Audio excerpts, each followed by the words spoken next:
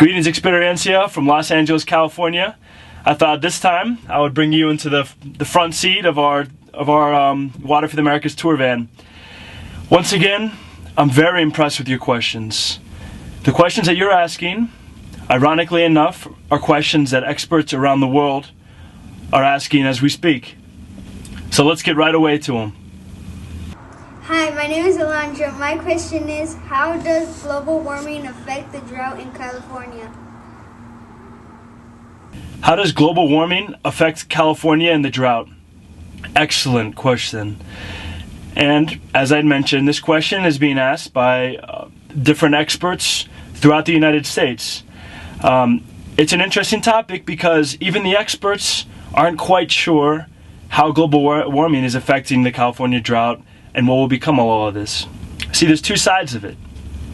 One side thinks that global warming is not affecting the drought. If you look back in history of California, and remember, as I mentioned, that droughts are natural occurring events in all ecosystems. Well, if you look back in history, precipitation rates and rates of dryness, such as during drought, aren't too far apart from other droughts that California has faced in history.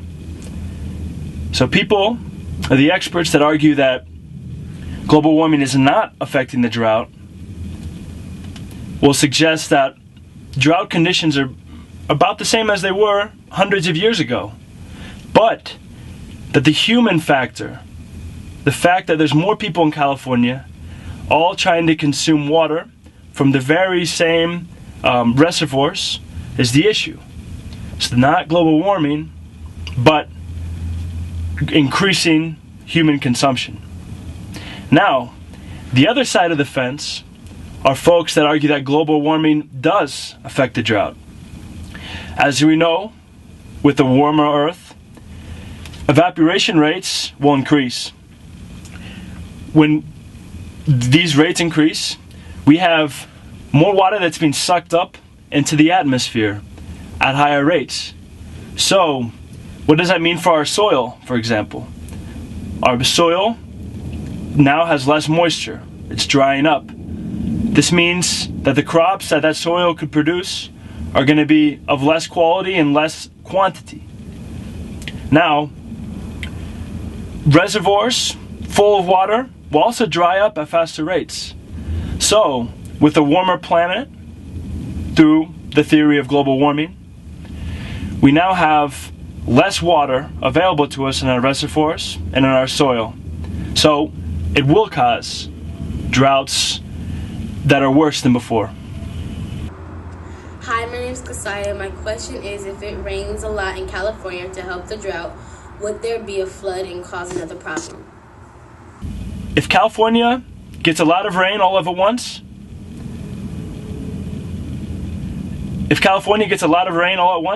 will this cause a problem? Yes. When we get a lot of storm water, or a lot of water coming from the skies coming as rain, many times it floods our reservoirs and we can lose water. A lot of water can be lost into the ocean. It can fall into our homes and onto our concrete roads and slip out of our reach to be reused through water treatment plants and then back into our faucets. So just as drought can cause issues, excessive rainwater can also cause issues. Now, there's a great opportunity for us to take advantage of extra rain. That extra rain can be captured from the sky or from the roofs of our homes through different techniques we call rainwater harvesting. And I encourage you all to learn more about rainwater harvesting in the class. Ask your teacher. But it's basically different types of gutters, like the gutters in your homes and apartments, that can capture water and reuse it. So instead of your gutter, these types of harvesting techniques can capture water so that we can reuse it and take advantage of that rainwater. And the final problem with flash floods or excessive rainwater is that it can disturb society. It becomes a lot more difficult to drive when it's raining heavily outside and when the roads are all flooded. But a great question. Hi, my name is Adriana. We learned that Stockton, California has Asparagus Festival every year. If they are going through a drought, how will they get their vegetables like asparagus? And how do people in California get their vegetables during a drought?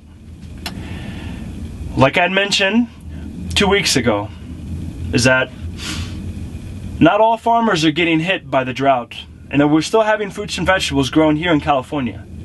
However, just less vegetables and less fruits. And what this means in the market is, since there are less vegetables and fruits to buy at the grocery store, and the equal amount of people wanting the fruits and vegetables, the vegetables are going to cost more. So people are going to have to, in California, are going to have to pay more for their fruits and vegetables than before. So some may decide not to buy their fruits and vegetables to bring home. And others, well, they want their fruits and vegetables to stay healthy. They have to just pay a little bit more for those fruits and vegetables. But in times of crisis, which California is now considering, we now need to bring in not so fresh fruits and vegetables from out of the country or from other parts of the United States. So we have to import fruits and vegetables from outside of California. But either way, in times of drought, and in states like California that are quite aware of droughts that normally pass, you have to be aware of how you eat and how the lack of water and the onset of drought can affect what's on your plate. Hi, my name is Brianna, and my question is, while you were in Los Angeles, did you meet Kim Kardashian and Beyonce? Hola, mi nombre es Ana Gabriela. ¿Por qué en Detroit hay muchas casas quemadas y por qué California está más bonito? Hola, mi nombre es Alondra. Ustedes están cerca de Hollywood. ¿Ustedes han conocido a la cantante Jennifer Lopez? Now for the follow-up questions, I have not met Kim Kardashian, Jennifer Lopez, or Beyonce. Maybe one day you or I will meet them. But in response to the second question, California has its very pretty places. You have places where all the stars live, such as Bel Air or Beverly Hills. But here in Los Angeles and also all throughout California, I've seen burnt houses. I've seen not so clean areas. And when the stock market had fallen in 2008, where many people lost their jobs, and many folks were concerned about the market and an economic crisis. You can ask your teachers more about that. But you had many homes that were abandoned, many communities that were left behind, and many jobs that were lost. In California, and driving through, you can still see the effects of the economic crisis of 2008. While we were touring through our van and inviting people to sign it and to learn more about the water crisis, we met many people that were struggling. And although on our TV screens California seems to be a bright and sunny place, there's many sides to it.